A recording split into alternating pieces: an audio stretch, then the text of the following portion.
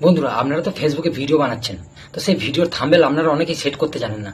তো সেই ভিডিওর থাম্বনেল কীভাবে সেট করবেন, তো আজকের এই ভিডিওতে আমি দেখাবো। তো তার জন্য আমাদের প্রথমে মোবাইলের একটি ব্রাউজার ওপেন করে নিতে হবে। আমাদের ফোনের ব্রাউজারে আসার পর ওপরে যে সার্চ অপশানটি আছে ওখানে লিখব ফেসবুক।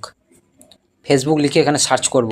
সার্চ করার পরে আমাদের সামনে যে প্রোফাইলটি চলে এসছে, এই প্রোফাইল পিকচারটি আছে, ওখানে আমরা টাচ করব। টাচ করার পরে আমাদের একটু নিচের দিকে স্ক্রল ডাউন করব। এরপরে যে ভিডিওটি থাম্বনেল সেট করব, সেই ভিডিওটির ডান দিকে 3 ডট পাবো, সেখানে টাচ করব।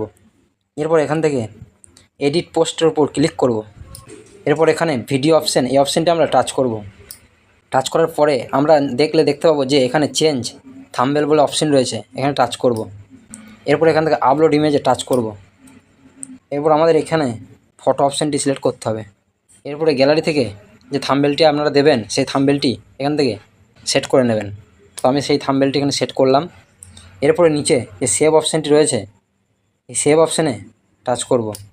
এরপরে যে নিচে সেভ অপশানটি রয়েছে, সেখানে আমরা সেভ করে দেব। তাহলেই আমাদের থাম্বনেল সেট হয়ে যাবে। তো এইভাবে আপনারাও ফেসবুকে থাম্বনেল সেট করতে পারেন।